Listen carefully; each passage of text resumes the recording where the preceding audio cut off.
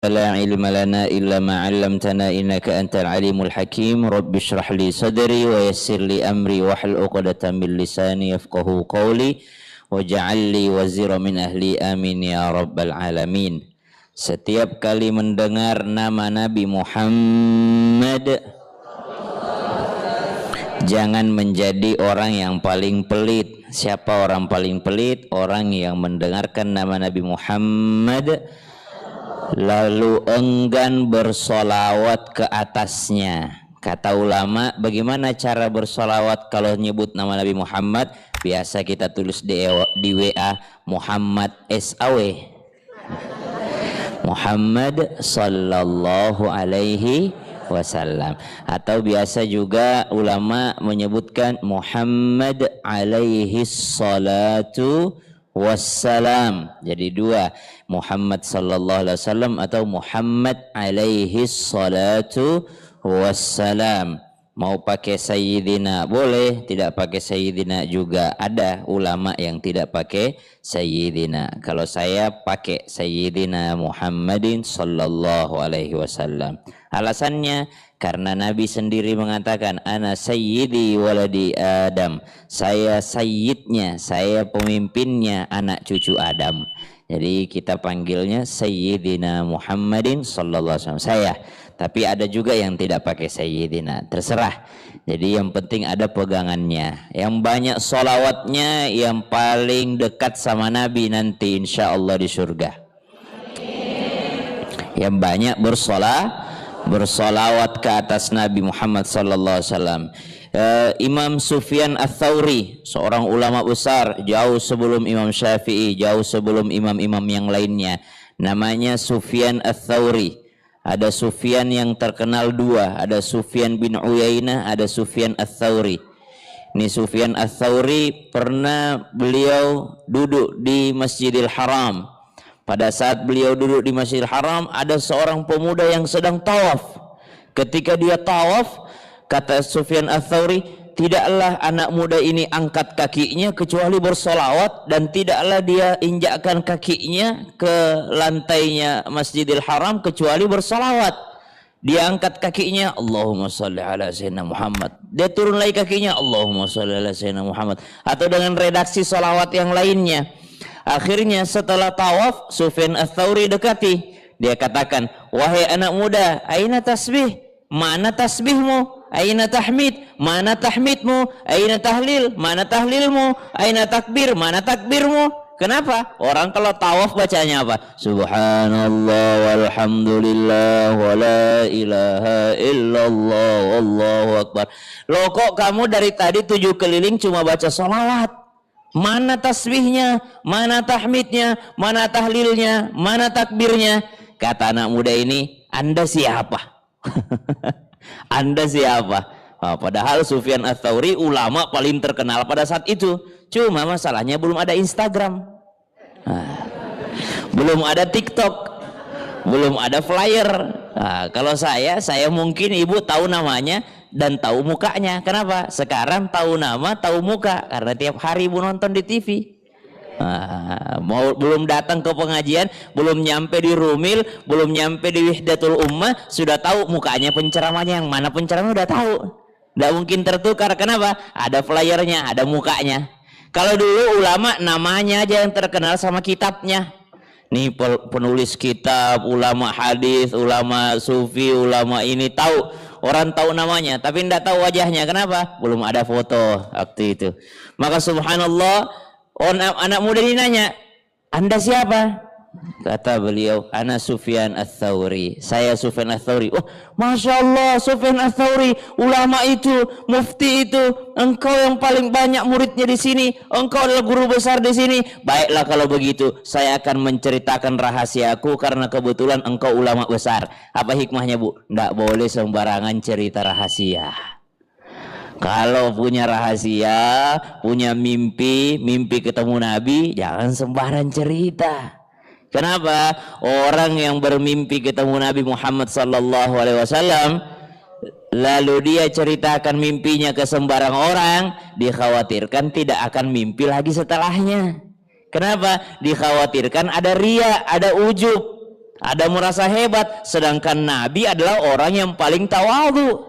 Wa kana sallallahu alaihi wasallam syadidal haya'i wat tawadhu' yakhsifunahu wa yarka'u thawbah. Nabi itu adalah orang yang sangat pemalu dan sangat tawadhu. Nabi kalau dia tawadhu berarti sangat benci dengan orang yang sombong. Nabi tidak suka dengan orang yang ujub, orang yang ria. Maka kata ulama, begini caranya. Jadi kalau ada orang bermimpi Nabi Muhammad SAW, jangan cerita. Mimpi ketemu ulama, dapat pesan-pesan hikmah dari mimpinya, jangan cerita ke sembarang. Kecuali orang itu adalah orang yang bisa memberikan daripada nasihat-nasihat selanjutnya. Nah kata anak muda ini, Anda siapa? Oh Sufyan Ats-Tsauri. Oh kalau Anda Sufyan Ats-Tsauri, kalau begitu saya mau ceritakan mimpi saya dan kejadian yang saya alami. Kenapa saya tawaf bacanya cuma sallallahu ala Muhammad? Kenapa saya tawaf bacanya cuma Allahumma sholli ala sayyidina Muhammad? Kata anak muda ini, kenapa? Saya datang ke sini bersama ayah saya. Dalam perjalanan ayah saya sakit. Lalu saya rawat pun ayah saya di perjalanan. Namun qadarullah, ternyata Allah cabut nyawanya ayah saya. Wafat ayah saya di tengah jalan. Wafat dalam perjalanan haji, itu hitungannya mati syahid. Perjalanan ibadah dia wafat, maka dia hitungannya mati syahid. Saya bahagia, tapi kebahagiaan saya hanya berlangsung sebentar, karena lama kelamaan jenazahnya ayah saya wajahnya semakin lama semakin gelap. Wajahnya bapak saya semakin lama semakin menghitam, sehingga kebahagiaan saya hanya berlangsung sebentar. Lama kelamaan saya semakin sedih. Kenapa bisa ayah saya semakin hitam wajahnya? Karena sedih saya menangis terus. Ketika saya menangis terus, saya pun kelelahan dan saya ketiduran. Di dalam tidur itu pun saya melihat seorang laki-laki yang tiada pernah aku memandang laki-laki yang lebih tampan darinya. Tiada pernah aku mencium aroma tubuh yang lebih wangi darinya. Tiada pernah aku melihat senyuman yang lebih indah darinya. Siapa kira-kira? Nabi Muhammad sallallahu alaihi wasallam. Saya melihat dan saya bertanya, siapa Anda? Siapa gerangan Anda?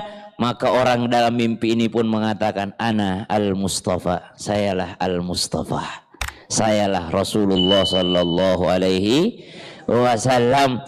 Maka seketika Rasulullah sallallahu alaihi wasallam pun kutanyai tentang keadaan ayahku. Ya Rasulullah, ayahku dia dalam perjalanan haji, perjalanan ibadah. Saya bersyukur dia meninggal dunia dalam keadaan syahid, tapi kenapa wajahnya menghitam? Maka Rasulullah pun menjawab, dia memang orang baik, tapi dia tidak lepas daripada kesalahan. Dia punya kesalahan-kesalahan yang membuat wajahnya semakin menghitam, semakin menggelap. Maka pada saat itu pun Rasulullah menyentuh wajah ayahku di dalam mimpiku. Dan ketika aku terbangun, betul wajah ayahku sudah kembali seperti semula bercahaya. Dan aku pun bersumpah semenjak dari situ aku tidak mau berdoa lagi kecuali bersolawat ke atas Nabi Muhammad sallallahu alaihi wasallam. Subhanallah. Jadi kalau enggak usah khawatir berangkat haji, berangkat umroh enggak hafal apa-apa, boleh sholawat aja.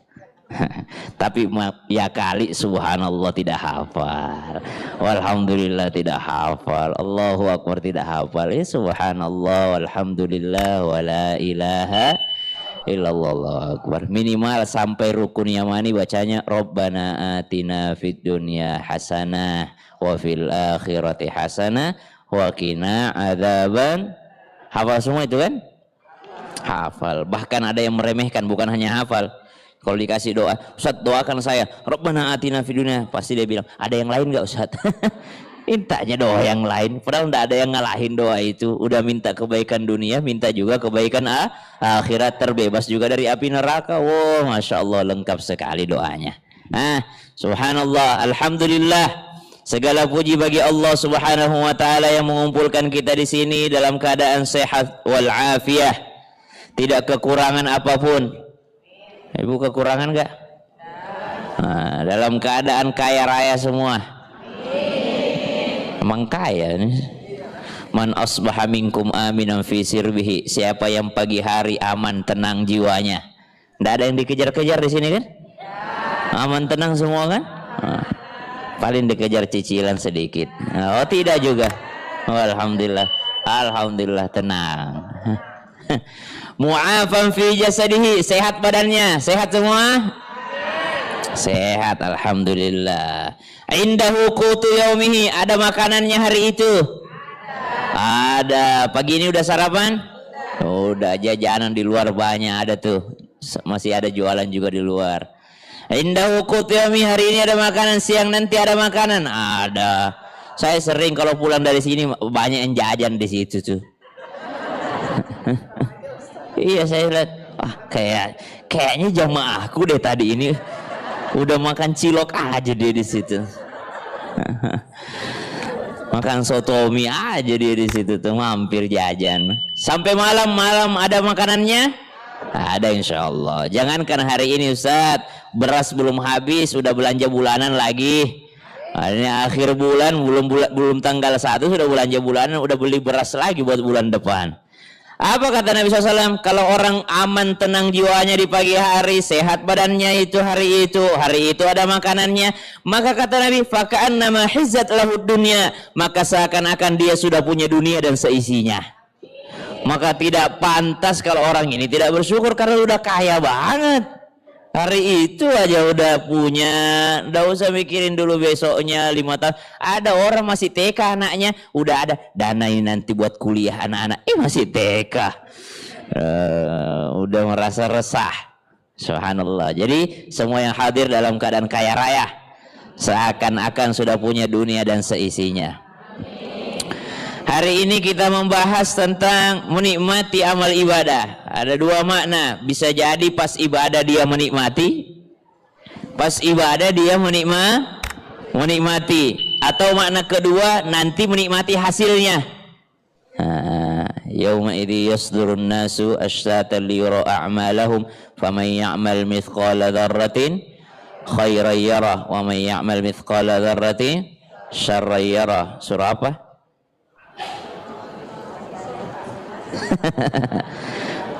Surah apa? Al-Zalzalah. Kalau Al-Qariyah apa?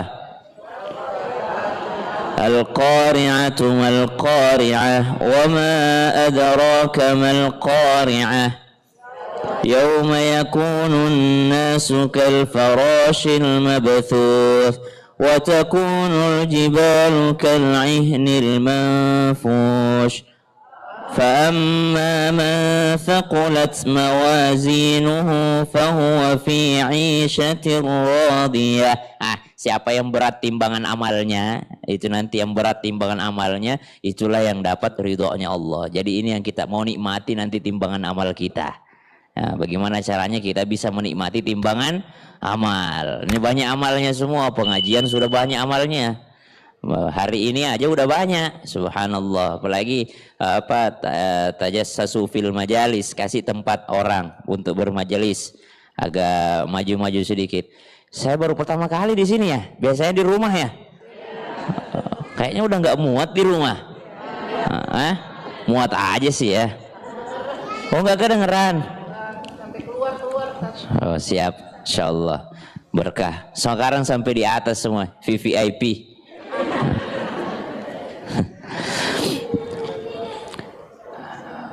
Apa tadi ayatnya? Fahuwa fi 'ishatir, faman thaqulat mawazinuhu fahuwa fi 'ishatin radiyah, wa amma man khaffat mawazinuhu fa ummuhu hawiyah, wa ma adraka ma hiya narun hamiyah. Siapa yang lebih berat timbangan keburukannya, dia dapat neraka, dia dapat siksa. Siapa yang berat timbangan amal baiknya, maka dia dapat ridhonya Allah, dia yang dapat surga. Nah itu pengen kita nikmati. Ada 2 makna menikmati amal ibadah.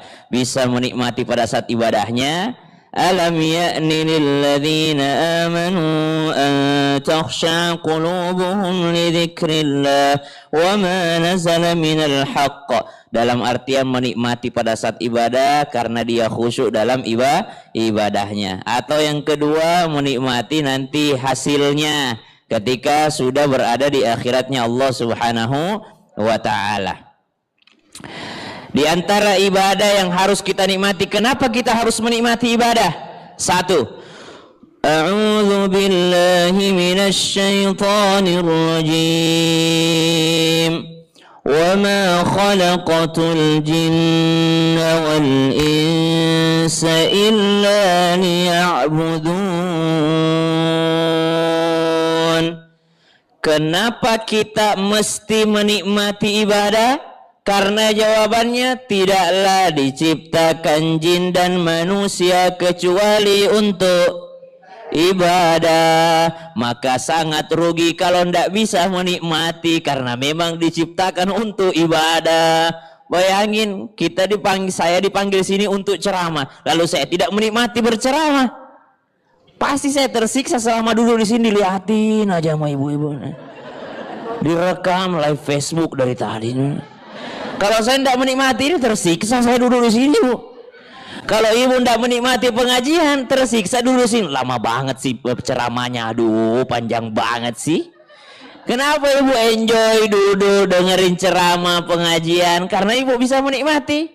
Kita hidup subhanallah, wa ma khalaqatul jinna wal insa illa liya'budun. Tidak diciptakan jin dan manusia kecuali untuk beribadah.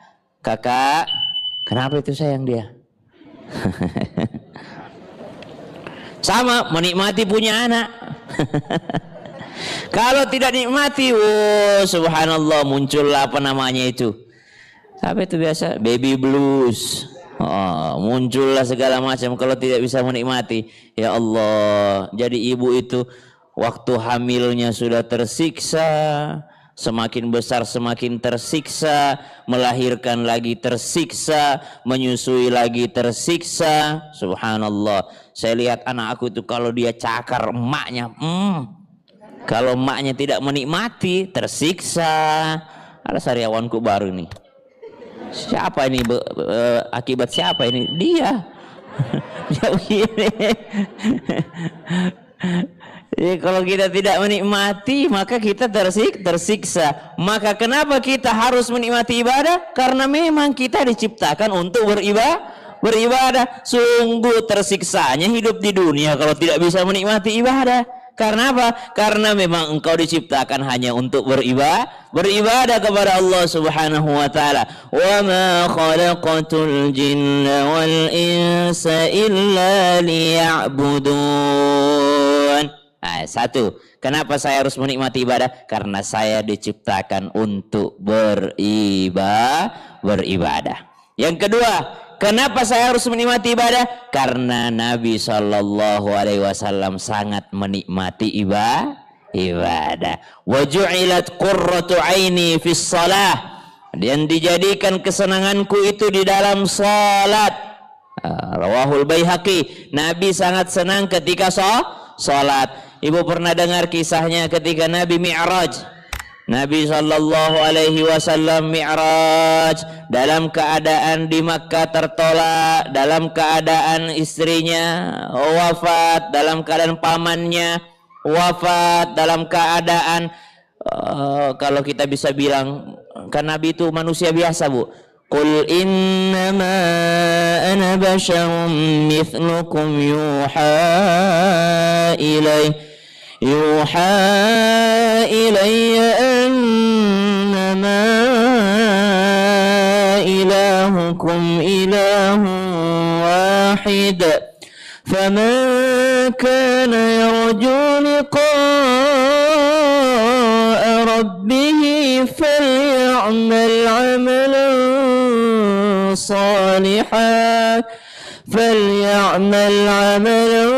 صالحا ولا يشرك بعبادة ربه أحدا. Dahulu orang-orang sebelum datangnya Nabi Muhammad SAW menganggap kalau Nabi itu harus bukan orang biasa, tapi orang kiriman dari langit memang. Oh, datang Nabi Muhammad SAW membuktikan bahwa Nabi Allah itu, Rasul Allah itu manusia biasa, sakit juga, sedih juga, lapar juga, ya. dapat kesedihan juga, dapat musibah juga. Makanya Nabi semua pengalaman hidup dirasakan Nabi. Lahir dalam keadaan yatim, 6 tahun jadi piatu, dirawat kakek, kakek pun wafat, sama paman, paman pun wafat, ketemu sama istrinya, istrinya pun wafat, anaknya semua wafat, satu orang saja yang setelahnya Nabi. Yang lain duluan semua wafat dibanding Nabi Muhammad sallallahu alaihi wasallam. Semua kesedihan hidup Rasulullah alami, membuktikan Nabi itu juga adalah seorang manusia. Nabi pernah ikat perutnya dengan batu, ada batu diikat. Kenapa? Nabi lapar. Nabi Muhammad SAW pernah keluar malam ketemu dengan para sahabat. Kata sahabat, kenapa engkau keluar ya Rasulullah, nggak bisa tidur? Kata Nabi, iya nggak bisa tidur. Kenapa ya Rasulullah? Belum makan. Sama belum makan juga. Berarti sama dengan para sahabatnya. Cuma yang membedakan adalah kesabarannya. Yang membedakan adalah kesabarannya, membuktikan bahwa Nabi itu juga adalah seorang manusia. Innama ana basyarum mithlukum. Ada juga ngantuknya, tapi ngantuknya tidak dituruti, beliau memilih sholat malam sepanjang malam. Ada juga laparnya, tapi laparnya tidak dituruti dengan amarah dan hawa nafsu, tapi dituruti dengan puasa. Subhanallah. Dialah Nabi Muhammad sallallahu alaihi wasallam. Dalam keadaan frustasi, dalam keadaan semua menolaknya, Nabi Muhammad SAW teringat dengan saudaranya yang ada di Taif. Sampai di Taif dengan harapan disambut dengan saudaranya di Taif, ternyata bukannya disambut, malah disambit. Subhanallah. Nabi Muhammad alaihi salatu wasallam. Dari situ kesedihan Nabi, semua yang dialami Nabi, akhirnya Allah Subhanahu wa taala memberikan sesuatu kepada Nabi Muhammad SAW berupa perjalanan Isra wal Mi'raj. Sampailah bertemu dengan Allah Subhanahu wa taala. Bayangin Bu, dengan segala kesedihan yang Rasulullah alami di dunia, kira-kira pas ketemu Allah, dalam keadaan senang sekali ketemu Allah. Bayangin kalau itu adalah ibu mau pulang lagi gak ke dunia? Mau pulang lagi gak kira-kira? Udah di dunia ditolak di mana-mana, disakiti di mana-mana, bukan orang lain yang nyakitin, keluarga sendiri dilempar, disakiti fisik ataupun mental, semua disakiti. Nabi SAW berjumpa dengan Allah, bahagianya berjumpa dengan Allah. Kira-kira mau balik lagi nggak kira-kira? Nggak mau, Nabi nggak mau balik. Tapi ternyata Allah titipkan, baliklah. Tapi kalau kau ingin merasa bahagia seperti sekarang, bawa ini oleh-oleh. Apa oleh-olehnya? Sholat. Ibu mungkin pengen pengajian terus, tapi saya pengen balik ke rumahku. Saya mau pulang main sama anakku. Jadi bagaimana caranya? Ibu kalau kangen sama aku, putar aja YouTube-nya. Derumil. Gitu. Ibu kangen sama Abi Maki. Abi tidak mungkin di sini terus tiap hari, tiap waktu, tiap jam. Ada keluarganya, ada ininya. Tapi kalau ibu kangen sama Abi, putar aja YouTube-nya Rumil. Ada di situ. Nabi SAW pengen selalu sama Allah, ndak mau pulang. Ngapain saya pulang? Disakiti, ditolak di mana-mana. Tapi Allah perintahkan Nabi untuk pulang kembali ke Makkah. Tapi kalau kangen sama Allah, dijadikan sholat sebagai obat kangennya. Makanya Nabi sangat menikmati sholat. Ya Bilal, arihna bis sholat. Ya Bilal, arihna bis sholat. Oh Bilal, bahagiakan saya, istirahatkan saya dengan sholat. Kenapa bisa menikmati sholat? Karena Nabi SAW merasakan sholat adalah obatnya.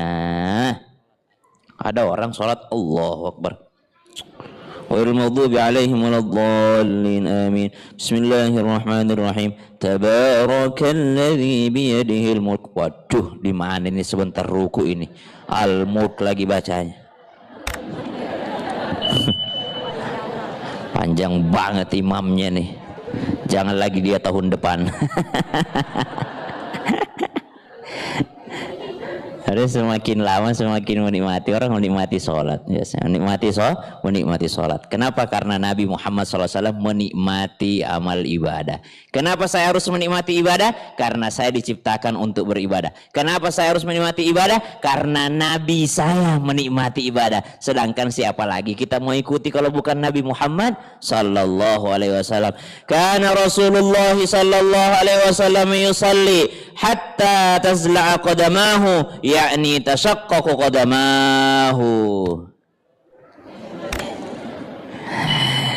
Rasulullah sallallahu alaihi wasallam melakukan salat hingga kedua telapak kakinya merekah. Sampai apa, kalau ya bengkak, sampai pecah-pecah, kakinya berdiri saking panjangnya sholat malamnya. Tapi kalau sholat sendiri, kalau Nabi berjamaah ya memperhitungkan daripada jamaah. Makanya kalau Jumatan disunnahkan khutbahnya singkat, sholatnya panjang, jangan kebalik. Khutbahnya panjang kemana-mana, sholatnya pendek. Kalau pengajian beda. Kalau pengajian kita lihat ma'rufnya saja, yang kebiasaannya di situ. Oh, kebiasaannya di Rumil berapa lama? Oh, 3 jam. Iya, pengajian 1 jam, foto-foto 2 jam.